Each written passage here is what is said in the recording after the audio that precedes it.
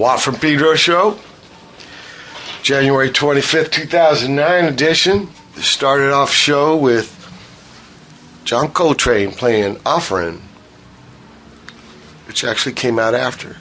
It was done in the last year of his life. And then we heard Feedbacker Part 3 by Boris and Brother Matt.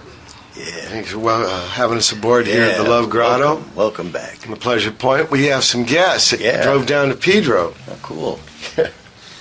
Hello. Welcome. John Frusciante, Josh. Klinghoffer. Welcome aboard. You've been to Pedro a lot. Well, you came and did a video last year. Yeah. Over here in Sunken City. Street, right? We drove past that on the way here. Yeah.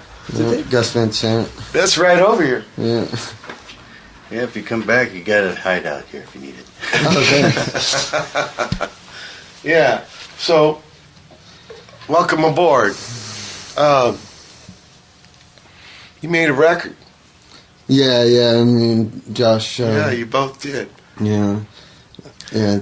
He was on tour with you.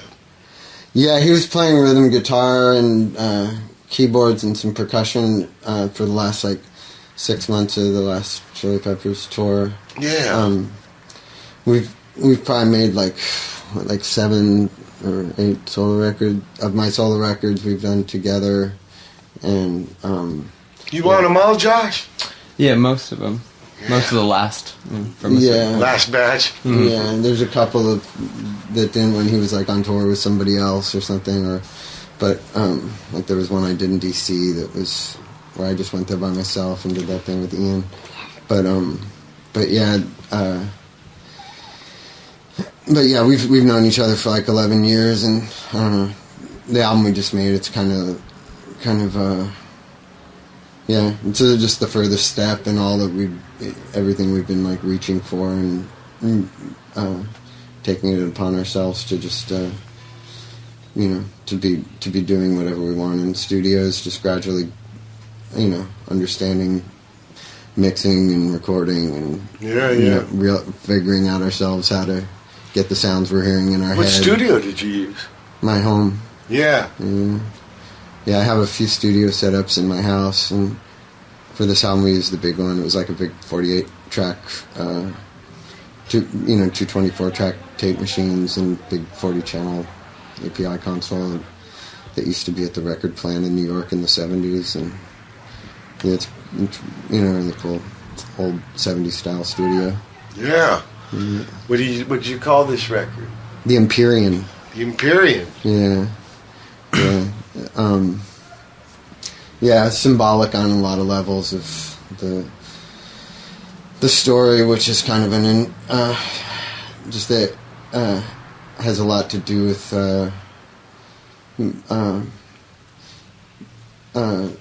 sort of about inner life, the kind of trials you go through inside yourself that really don't ever get even talked about into the outside world or expressed in any way other than in your connection to creativity, and all the ups and downs that come with that, and that.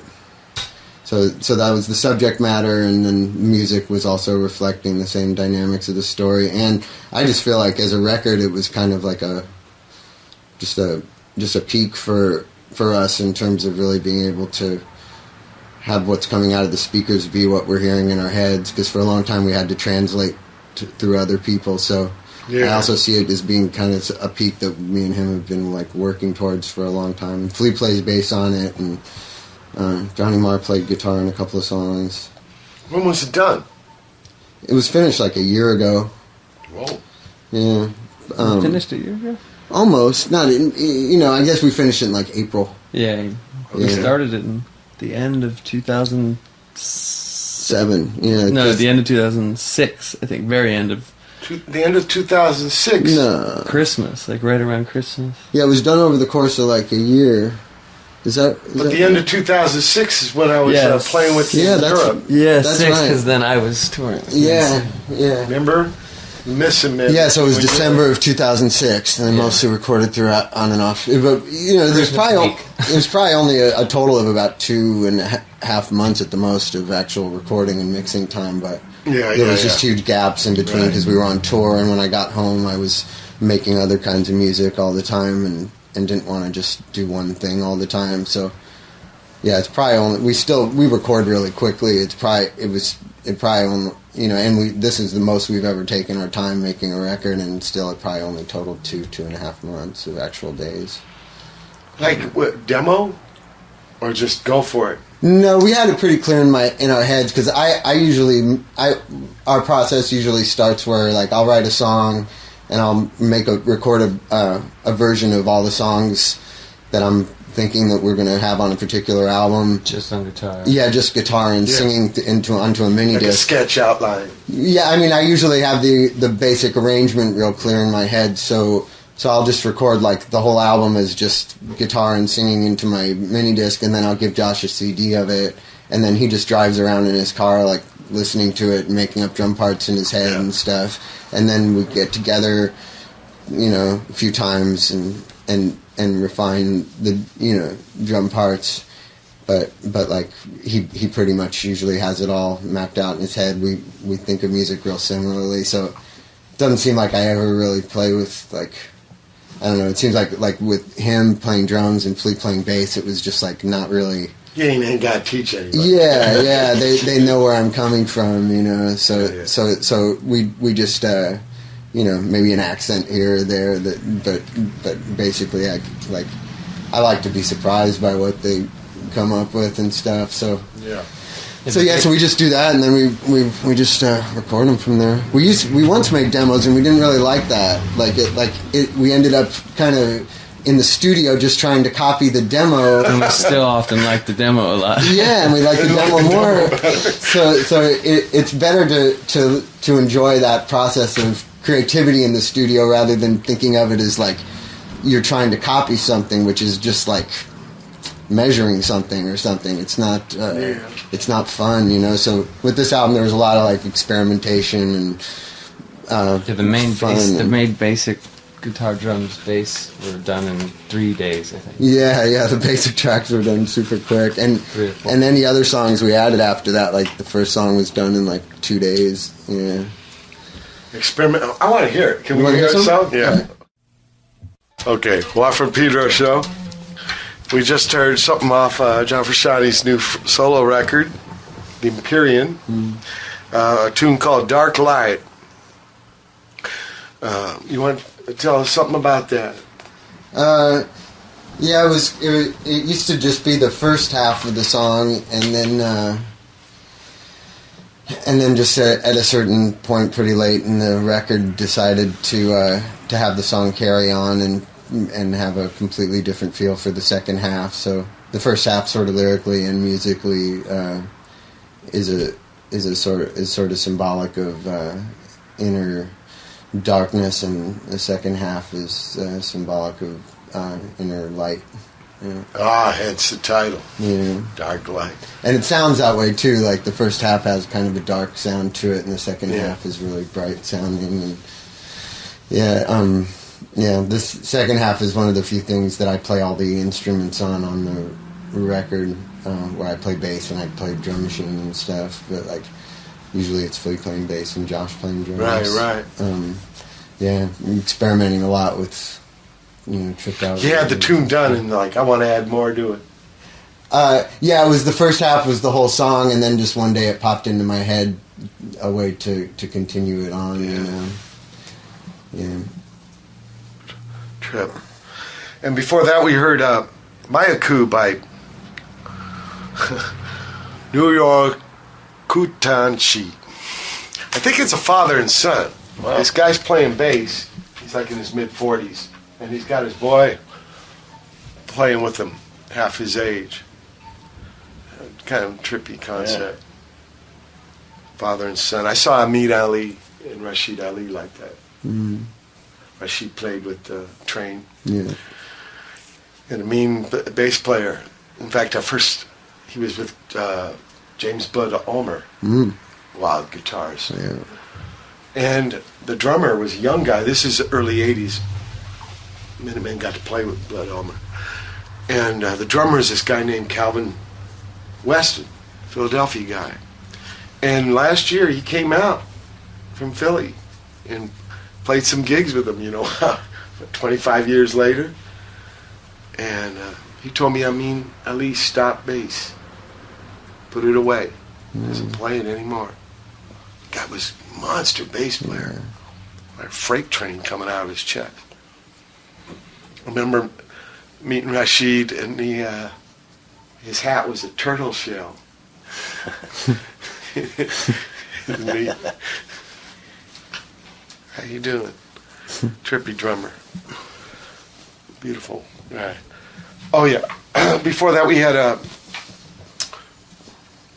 band called People with Eyeball Balls reporting faster, and then we started that chunk of music. Oh, somebody's leash is gone. With another song from John Frusciante's solo album Imperium, Before the Beginning, which is the first track. Yeah. Any thoughts? Want to say something about the first song? It's kind of our maggot brain. Yeah. Oh yeah, wow! Yeah, it was inspired by that idea of having an album have a slow start that kind of invites you into a space rather than pushing itself out at you. But it's not in a hurry. Yeah, it's not in a hurry to get anything started, and just doing all kinds of tripped out backwards effects of different types, and playing the mixing board like an instrument, Yeah. That was another one that was done a lot later. Yeah, it was one of the last things we did, and it was done really quickly, and it was just kind of trying to round out the record. The album already had this song after the ending that seemed like a real specific type of ending, so I figured I wanted to have a specific type of beginning, and I just thought there's not enough records that start out slowly like that. Like Maggot Brain does, people often just try to put their, big people pleaser out front, and so we figured that we'd start kind of in the murky depths of darkness and rise up out of there, and I just for the whole album we were really into just trying to do new things with old styles of recording that in terms of doing all tape edits and no automation on the board, but like me and Josh and the engineer Adam would all just be there with our hands on the board with the moves and stuff. Yeah, so like it was just like sort of trying to do new things with these old techniques that in a lot of ways have been discarded typically in the computer world. Yeah. Did you ever hear about the Maggot Brain? Yeah, George Clinton actually came to my house and I played it for him.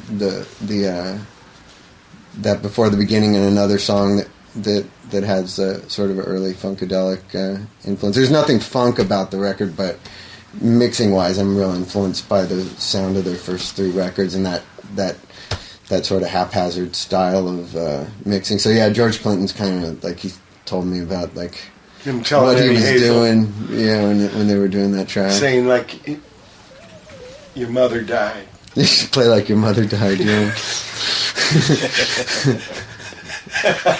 Yeah. Do you ever hear the original version of that? It's like with the whole band. Yeah, it's a whole band. It was done in the mix with mute buttons. Mm-hmm. Yeah, he just mixed it like I guess he made like the people in the like the bass player was like, you took away the groove of the song, but to me it is Billy Bass's groove and the drummer's groove. It's like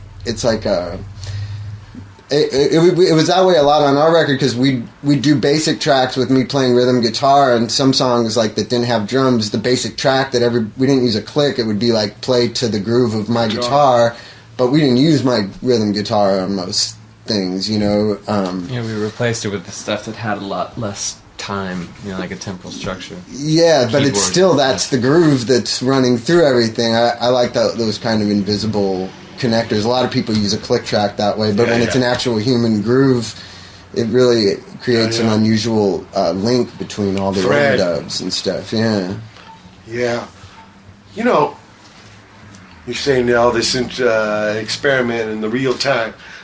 You know, your first solo record. You ever think about that when you do these things? Yeah, 'Cause yeah. that was really good. Man, that record is wild. Thanks. Yeah, I did a 4-track thing when I was making this record that sounds exactly like it would have been on my first record. My head is at a pretty similar place. In a lot of ways, I feel like what I did on this record is very similar in a lot of ways to what I would have wanted to do then if I would have known how to use a studio, because it's a pretty psychedelic album, and that was where my head was at that time, and there's a lot of what I was listening to, and I just tried to be that trippy on a 4-track, you know, with just like guitar and voice and backwards, you know, flipping the tape over and stuff like that. But yeah, I feel like in a lot of ways I was trying to produce those same kind of effects on the psyche of the listener with this is what I was doing then. I mean, and also like my state of mind when I made that stuff on my first record, I wasn't imagining people ever hearing it. And even though when we started making this record, I was thinking of it like a record, eventually it just became something to play late at night in my living room, to trip my head out and to try to mix in such a way that I would have fun listening to it over and over, because I'm just going, whoa, you know, like and play it when my friends come over and stuff, just to trip people's heads out. Like, it's not, I'm sort of good at tricking myself that way, I guess. I stopped really even thinking about that it was something that was going to be released. And we didn't hurry at all. That's why it took. Yeah, we weren't in any kind of a hurry. We just it really ended up being done in that same kind of spirit as my first record, where I was making it and thinking this is just for me and my friends. Yeah. Not Mersh. Yeah. I love that record, man. That's Thanks. wild. It made me think a little bit of Sid Barrett. A little bit. Tiny. I was really into Sid Barrett at that time. Oh, really? Yeah. Yeah, that Piper. But then the other two, the Madcap and Barrett. And Barrett. Yeah. Trippy records. Yeah, they kind of because the whole time I was playing guitar as a teenager, I really wasn't into acoustic guitar. It was forced on me when I started playing. I had to play acoustic guitar because my parents wouldn't buy me an electric, and I had to prove myself on acoustic. You know? And so I think I didn't do anything with acoustic guitar for like the first 9 years that I was playing guitar. But when I was 21, and I'd had those Sid Barrett albums for a while, but I got obsessed with them I'd had them since I was like 15, but I got obsessed with them when I was like 21, and it made me become really into writing songs on acoustic guitar and recording. It just made me see acoustic guitar, you know, as something that it's a privilege to play instead of as something that you have to play. Like the burden. Oh, wow. So, when you were coming up with the songs to show that Josh, Flea, and those guys, jamming them out, or in your mind you had like the rhythm guitar is going to be a tool to show them, but I have an idea. You know, I write the music and the lyrics. Yeah. You know, chords and lyrics and melody all at once. It's always been one process with me. So.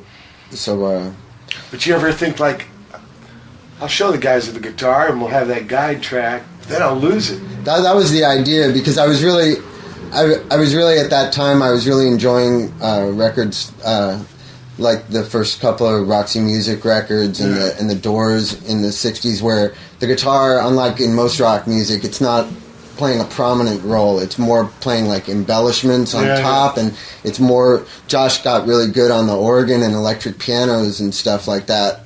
In the last few years, he was playing that in a couple of bands that he was on tour with, where I just was really liking I'd never really used those instruments much on my solo records, and then it started to just seem like a good idea to make music that was more where the keyboards are the more the thing that's playing the chords, and if there's a guitar, it's more something on top of it, and then that takes the song away from its original conception. A lot of these songs when they started, they sounded like kind of just very, very different than they do now. Like now, the chords are all kind of difficult to place, whereas I used to be really into making like complicated chord progressions and stuff in my songs, and this was like going back to just like major and minor chords and stuff like that. But if I would have used guitar as the main thing, it might have even sounded kind of stock or something like that. But with the keyboards, you don't even hear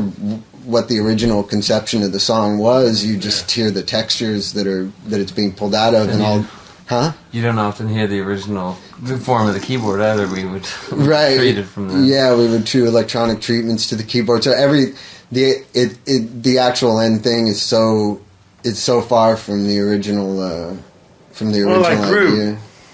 Huh? Like Gru, a process. Yeah. It would not be like the same. Yeah, that's especially why making demos of the things wouldn't have worked, because we really used the studio as the compositional tool and as the arrangement tool. We'd fill up all the tracks with all kinds of ideas and then gradually figure out, okay, because we would edit each section, we would mix each song in sections, like, and do tape edit. So it would be like, okay, for the first section we're just going to use strings and bass and the electric piano and the vocal, and then the next section will have drums and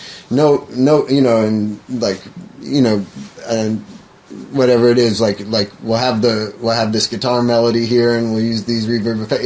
Each section was mixed like it was its own song, so it would be a different combination. Huh? Should play Central next. Yeah, Central's the peak of that, because we started to realize we could really get away with these crazy edits that you wouldn't think would work, but that's why when Brother Matt asked you about touring, it'd be a little intense. Yeah, no, because it's all made of edits. It would be very different thing to try and do, but yeah, it would be the songs in a different form. There's no way we could reproduce what we did on the record, but we could do something interesting. But yeah, it was like so. So yeah, we gradually started to realize that like you could get away with really drastic edits as long as there's one element that stays the same. Everything else can change, and we didn't figure that out till late in it. Up till then we were like, oh, make sure nothing moves of any of the tracks, and then eventually we were like, we'll move everything but one thing, and it worked, as long as that keyboard part doesn't sound like it's changed. You believe it when everything else changes place, so we would have, if we would have made demos, we would have had no idea where it was going, and we would have probably fallen in love with it in some form that we would have felt like we had to adhere We to. did even, there was a couple times where we made rough mixes in, say, January, and then when we started working again on it in July, and we were going back to those old rough mixes, and we wound up killing ourselves trying to recreate it, and we would move on from that, but... Happening. And the first hour, January 25th, 2009, Watt from Pedro show. Hold tight for hour 2. We got a jam coming. Watt from Pedro show. Start off the second hour with The Sea by Daughters of Fission, Arizona band. And then I'm Gonna Marry You by Connect 9. Then something from Brother Dale, Uno for Dos, what he call a tribute, do one bass for 2. And then something new from John Frusciante's solo album, The Imperium, called God. Watt from Pedro show. Started third hour off with Elephants by Warpaint. John, that's something you just mixed? Yeah, about a year ago actually, but it's just coming out just now. A year ago. Yeah. Just about a year ago. The Imperium was finished. Yeah, it was done like exactly right after we were done with the Imperium. I started mixing Warpaint. Yeah, I'm thinking about Imperium. It means the highest point in heaven. Yeah. It's in the Divine Comedy. Right. It's one of the...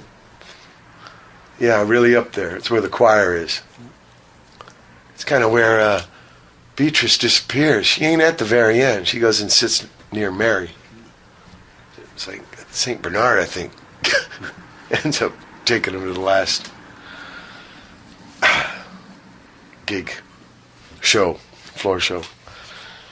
Imperium, but like empirical. Are the words connecting? Maybe like don't think so. empirical means something Right, high up. you can and you can measure. Yeah, but Empirical. But Imperium is specifically, I think. Empyrean was religious level above, because they thought the planets were around us, so it was above the levels of the planets because we were in the center. Yeah, it's supposed to be the highest point of the highs. Yeah. Yeah, we were. The idea was didn't go around the sun; everything went around us. Right. And Imperium was way out there. In fact, that's his levels of heavens. They're different planets. There's different. Yeah, it was a trip. Yeah, that's something, since it's pretty impossible to conceive of space ending at some point, but at the same time it's just as difficult to imagine it going on endlessly. So I know. I guess the Empyrean is a way of sort of You mean like infinities? Yeah, you can't. It's impossible to picture space ending at a point, but it's also impossible to picture it going on forever. And the Imperium was a way of sort of. Come on, stop, Mr. Coltrane. of conceiving of a highest point that could be, or something. Yeah, I mean, some infinities are bigger than others, which is kind of hard to conceive of. Yeah. Like the set of all numbers, right? Yeah. They go on forever. Yeah. They're always going to be bigger than the set of odd numbers. Right. Right? Yeah, it's always going to be twice as big, but there's but it keeps going. There's no twice as big. See, I don't know how to work these leashes. So what I do is just hang up on the dude. There must be a way to like silence him, right? Without throwing it, crashing against the wall. So, but that is trivial. But Imperium, a high point, and like you were saying about the inner light. Yeah, it's about reaching for stuff that's sort of beyond your grasp, but that you keep maybe a charging. Some kind of something inside yourself or something, whatever it is that drives your imagination to keep striving to sort of become one with that energy more and more so in all your actions in your life, or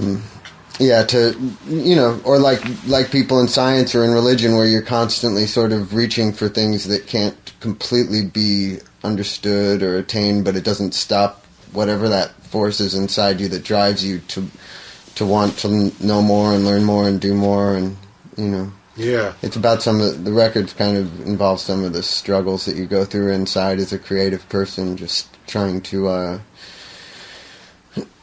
become one with something that you don't really understand, that doesn't really have any concrete form that you can grasp onto, but that you're born with this incentive to do something, and whether it's playing music or painting or whatever it is, Yeah, you paint too.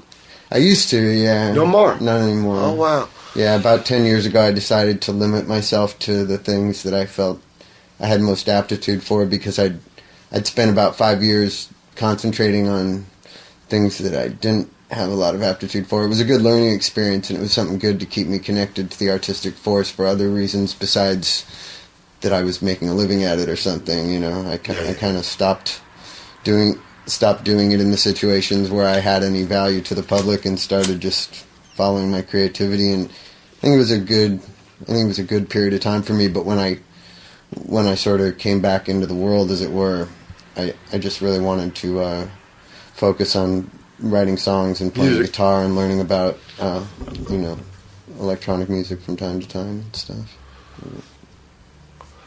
I got an interview with John Coltrane. He says all musicians are after some kind of truth. Yeah, you're trying. I feel like we're all expressing things that really can't be expressed any other way. We're expressing truth when something sounds good to our ear, when something connects to our soul. I feel like it's saying something to us, but it's not something that we can put into words. And I think in some ways they can probably be reduced to some kind of mathematical formulas, but no musician's conscious of that. You just sort of decide, I'm going to play this note this hard at this particular exact point in time. It's all reducible to numbers, but we're driven, like the organization of it. If something's too many numbers off, it's going to be off time, and if it's within a certain margin, then we hear it as on time. If it's a little late, it depending on where you are in the song, it's going to be a good groove. And it can be analyzed that way, but we do it purely on intuition and feeling and emotion and the setup of our muscles and stuff, and we don't really know what we're saying, but we know when it means something, and it's just an odd setup, interactions too between people, because then you got more. A lot of times music expresses the Because you call them solo albums, but you collaborate. Oh yeah, it's just because I write the songs right. and I'm and producing and stuff. But we actually made one album that was a collaboration. We could play something off that if maybe. We made one song where it was both of us writing the songs and stuff and collaborating with the right. Yeah, where some songs were Josh's and some were mine and probably if I wasn't so busy in the band over the last 10 years, we would have done stuff like that more often, but it seemed like I was always so anxious to make solo records anytime there was a little break. Yeah, right. So that's what we would do. Yeah, the need for solo records. Yeah. I think it's great. Yeah, I've always just spent all my time recording since I was a kid, so it's kind of more natural for me to do that than it is to do a band. A band has been something more that I sort of settled into. It didn't come naturally at first. I'm much more comfortable just working by myself and calling the shots and stuff like that. Yeah, well, I want to talk about how you got into music, but we after Elephants. Well, yeah, you didn't tell me how you got involved with that. Oh, how'd you end up mixing it? They're just friends of mine, and Josh played drums on one song, and I played mellotron on one song, and they had recorded a record, and they needed someone to mix it, and I was so sort of hot on the mixing. You're in mix mode. My friend Adam started forgetting that I played guitar, the engineer who was doing it with us, because he was so used to me being the guy on the mixing board and stuff. Right. I'd play guitar and something. He'd be like, I forgot you're so good on guitar or something. But yeah. In fact, there was more paint. It was just I really love the band and stuff. They make music that really expresses things that I feel inside me. So it was a pleasure. You want to get in on it? Yeah.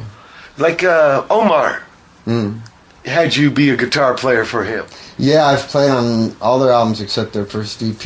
I just did another one in August. Does he play on it? I mean, there's one where he didn't play, right? Well, no, he played, but he played like overdubs. Like I played, there's two where I play most of the written guitar parts, and then he did additional parts on top of that, but like tracking with the drummer or...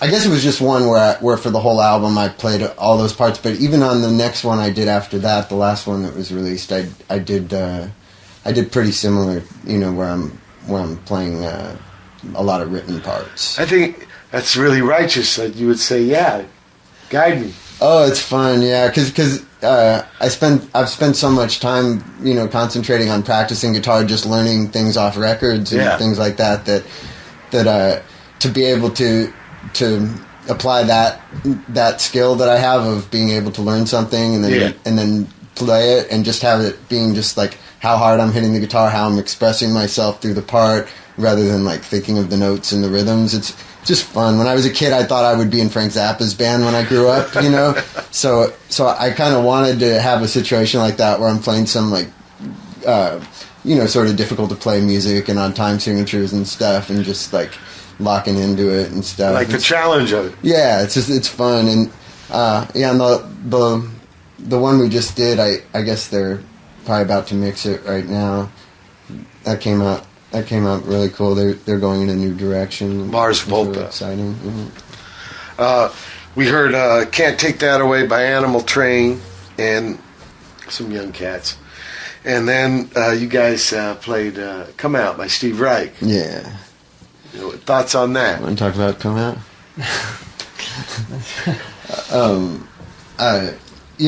Come Out.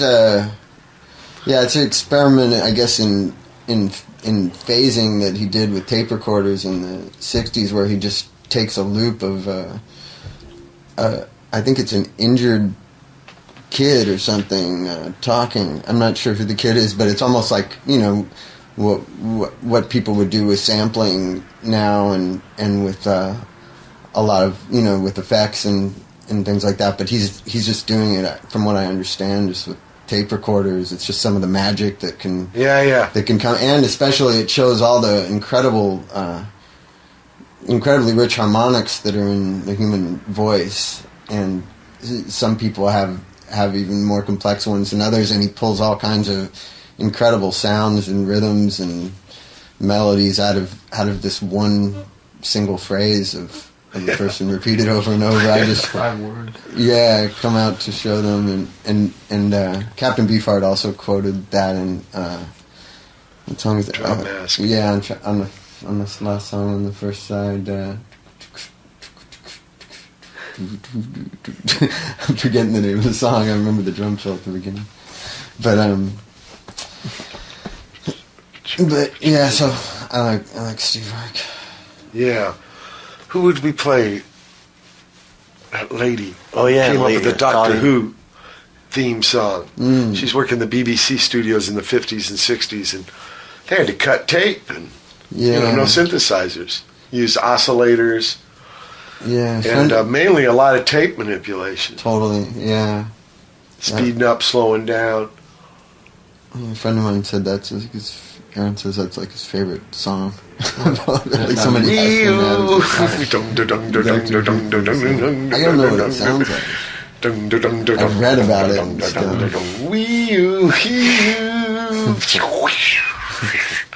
Sounds. Yeah, what's her name? Danbury, her last name. Yeah, I know what you're talking about. I don't remember her name. She just died a few years ago, but it was a pretty trip far ahead. There were no peers, no status quo. They were just pioneers. Yeah. Getting started in music. Your journey. Where did it start? I guess with first hearing some music when I was 4 years old, where I realized that that it was resonating something inside me that I was connected to. It was like showing me something about the inside of myself that I didn't know before that. So there was that experience which felt important when I was like 4, and then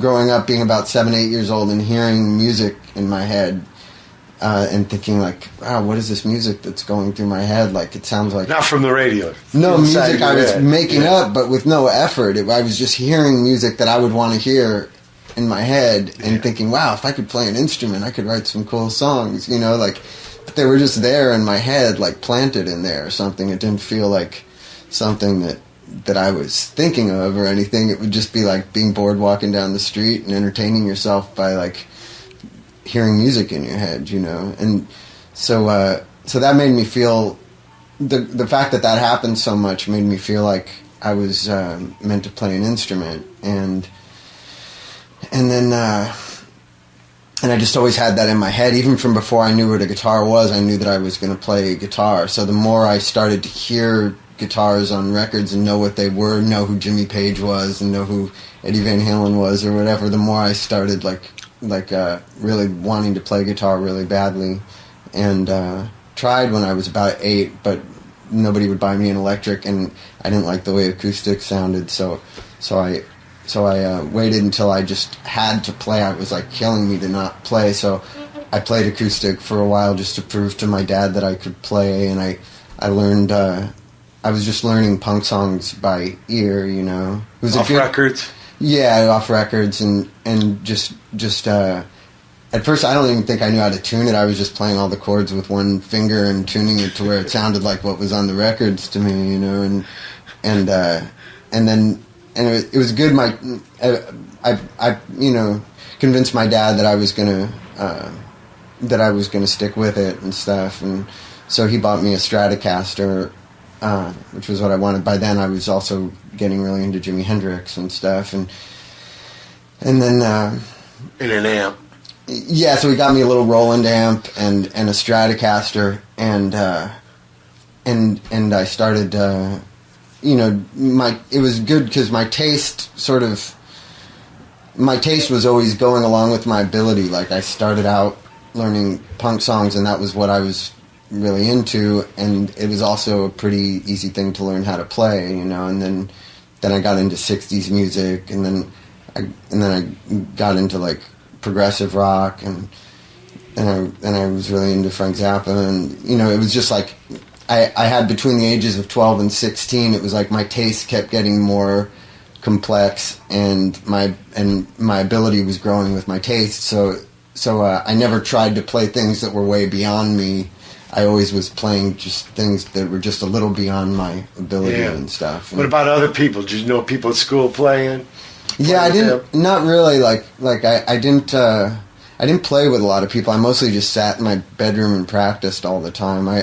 I was you know, it would be anywhere between. It was pretty much all I did besides eat and maybe, you know, sitting at somebody. Yeah, just sitting at somebody. Maybe go over to somebody's house and watch videos or something like that. But usually it was just like practice every second that I could. Sleep in school sometimes, like go to school and fall asleep on the couch and wake up when it was time to go home, you know.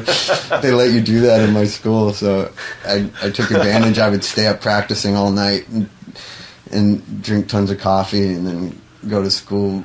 Be all wore out. Yeah, so it was a lot of listening to records and playing to them. Yeah, I mean, that's everything.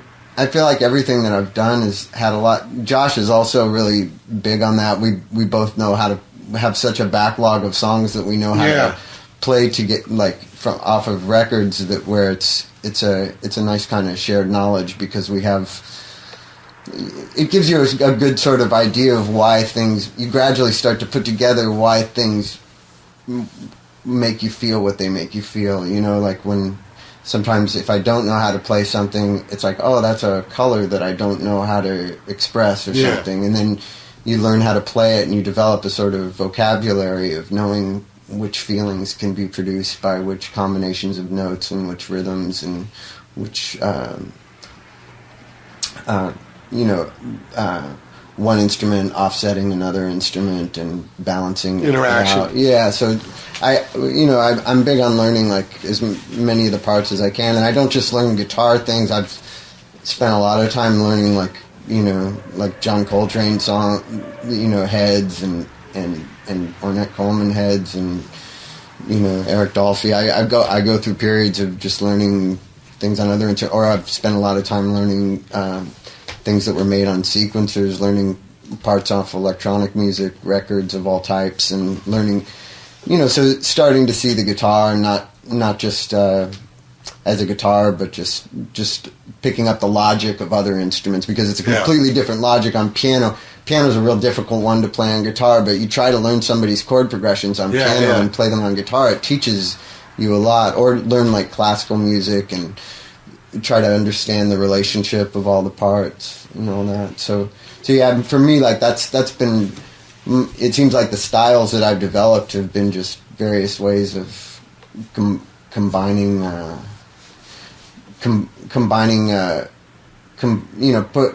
crossing together and combining feelings of various things aspects of things that I like, and putting them all together, kind of like somebody makes a hip hop track or something, where you just like. You take a beat from one thing and a guitar from another thing, and you just sort of blend together a lot of things, and that's kind of how my music has been. I get inspired by learning things off records, and I don't. It makes me happy to do. I've never, as a kid, I don't know. I think I always had my own voice, but I remember a kid who didn't really seem to care that much about music telling me, hey, you should be original, you're better than this person or that person that you look up to so much. And I would be like, no, I'm not. And I love learning their stuff. Like, there's no reason I would not do this. And gradually I developed when did you write your first songs? Oh, right away. It was actually the first thing I did, but it made me take it more seriously when I started learning other people's songs, but emotionally I had to do it right from the beginning. So that was the day I started playing guitar. I was mad at a kid, and I just went into my house and wrote all these songs about, like, I want to kill him. I must have I filled up like a whole tape and wrote the name of every song that I wrote on the cassette tape, and it was just one. I think I don't have the tape anymore, but it was like I think it was just one angry song after another of just these punk songs about this kid and about stuff I was mad about. But it made me feel better. I had been going through sort of a rough period where I was sort of imbalanced, and lost, and I got that initial aggression out playing music, and then I very quickly went into a period of just being a real peaceful person who, loved the ideals of the 60s and things like that, and just wanted to make music that felt good, and went into a very arty period after that of things like, and Talking Heads. So my first 4-track recordings were all real kind of arty experimental things.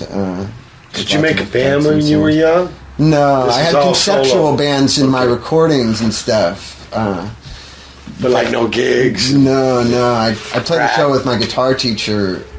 That was my first live experience, was playing a bunch of Feedback on a cover of a 60s song they were covering. He had kind of a psychedelic, modern psychedelic band, and it was kind of a feature for the guitar. I did all this soloing, long solos and Feedback and stuff on this one song while he just sang, and that was a lot of fun. But yeah, other than that, I mean, there really wasn't I didn't really know kids I could see eye to eye with. Yeah. There wasn't a lot of kids who wanted to do the same kind of thing, and people seemed to be very concerned with what other people would think of what we would do, and they weren't thinking in terms of like following interests. They were thinking in terms of like, I want girls to like me at parties and stuff like that. And so somebody like me who's thinking totally in musical terms of wanting to do something weird or wanting to do something different, they didn't see any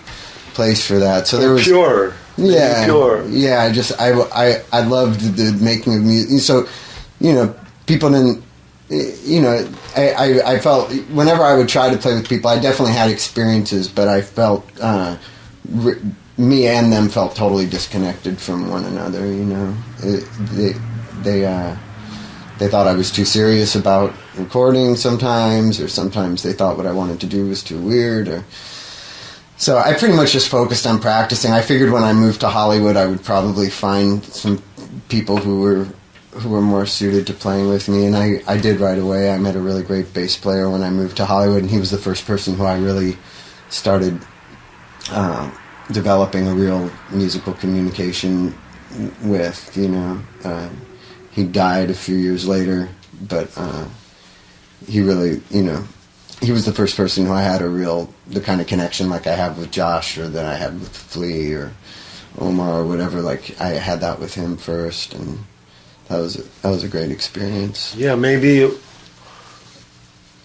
it was so good. That's how you extended it to these cats after you. Yeah, I mean, it's weird the way the universe pushes people together. I feel like when you're ready and you meet the people who you're meant to play with, it sometimes happens like magic. You might never go out during a certain period of time. You go out one time and you meet somebody who becomes like a lifelong, musical partner. It's I can't help but feel like there's a plan sometimes, because it's weird how I didn't meet anybody who I had that kind of connection with as a kid, and then in my adult life I've slowly, I probably know like 5 people like that who I feel like I have a really born connection with. But it's pretty bold moving out here when you hadn't felt it yet. Well, I knew I wanted to be a musician, and I felt like Hollywood was the place to. Where were you at before? Chatsworth. Oh yeah. Yeah. Okay, not too far. No, I was. It's very far in some ways. Yeah. Light years. Yeah, it's the deep valley, and it's just nothing going on there, and people. It was good. It kept me in my bedroom thermos practicing. Bottle. It was the thermos bottle. Yeah, because people were very.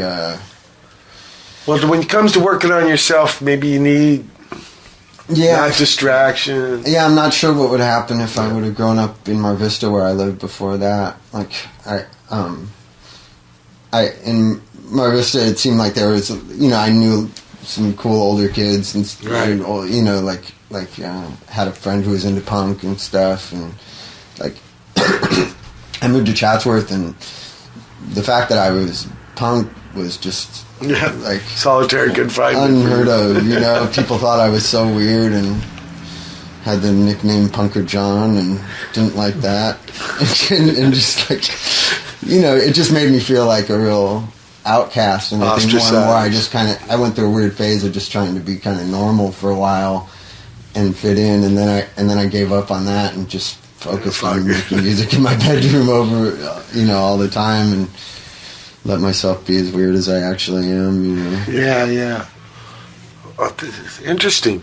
So it's hard to really plan the life journey. Yeah, I think it's more important just to follow your heart. I think when somebody's goal is to sort of to succeed at something in some way, or to when they're thinking of it in terms of I want to be seen by the outside world like this or that, I feel like it's sending all kinds of weird mixed messages to your inner self. I think you'll get what you want out of life as long as you're clear about what it is that you want. You know, if that's all you want, there's plenty of steps you can take to do that. But if you really love music, I think just following your heart and playing the music that you're interested in, and just putting every, you know, bit of energy into every day towards that one idea of wanting to merge with that force that music comes from. The universe has really skillful, exacting ways of putting you in the place that you need to be at the right time to play with the people who you're meant to play with, you know, and I think it only comes from some kind of inner confusion about the reasons that you're doing it when you don't get what you want. I think it just comes from some, you know, I feel like for me, my mindset was always just like, I want to make music that, you know, that I feel good about making. I just want to, you know, and for me, it wouldn't have made a difference in my mind whether I was in a club band or if I was a rock star or something like it. That was a total non-issue to me. Like, I wanted to make, you know, music that I liked and that I felt good about, and that was something I was always doing anyways. So it just seemed like, and when, you know, so I just always felt like, you know, if it's good music, there's always going to be some people who want to hear it, you know. And the other stuff just wasn't important to me, you know. I think that's a good thing. Yeah. I think sometimes some people are in a sort of a state of confusion where you're motivated by sort of you know, and to some degree, you know, I can't say that, like, you know, I've gotten sucked into it too, where you lose a little of your focus on what you're hearing on your inside, and you're concerned about what these people think or what those people think, and outside. And I feel like that's the enemy there. You know, you've really got to listen to what's, because I feel like music comes through inner channels inside yourself. When, just like I was saying, when I was a kid, I would just hear it in my head. It wasn't like I was trying to think of a song, and that's how songwriting is. You just have to listen to what's going on in your head. You don't try to write a song, and I think that's why a lot of the time people who write really good pop songs, a lot of the time the good song is the only good song on the whole album, because they're not really listening. They're just trying to achieve something, and I think it's fine if that's the goal, if that's what you're trying to do. But I've always tried hard to listen to what's inside me and to follow my ever-changing interests that are on the inside, and to conform to some degree to the situation. Like I'm in, like being in a band like I was in was really about, like, okay, how can I bend this or twist this or push this in this direction or that, but it's still ascribing to the previous energy of the, you know, what the Red Hot Chili Peppers is, and then see in which directions can we move this and bend it and stuff, and that's all, you know. That's another way of listening to what's on the inside of you to conform it to a specific musical situation. But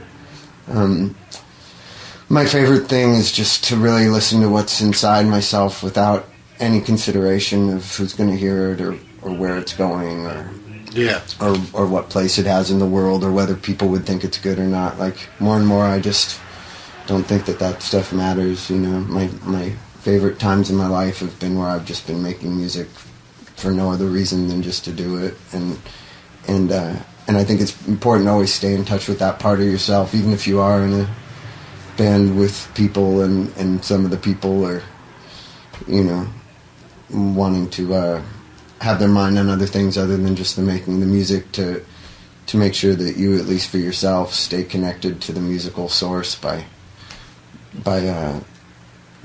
having a good amount of activity that you're doing that's 100% just because you like doing it, you know. Yeah. Wise words. Thank you, John. Real. Much respect. Let's play some tunes. Watford Pedro show. We heard Marlena Dietrich with Lil Marlena. And then we heard Enough of Me from John Frusciante's solo record, Imperium, along with Josh. And I thank you both for coming down to Pedro. Yeah, thanks for having me. Yeah, great having you. Gracing us with the wise words and the righteous jams and your spirits. Definitely. It's January 25th, 2009 edition of Watford Pedro show. Brother Matt, thank you very much for essential aiding and abetting. Everybody, keep your powder dry. Yeah.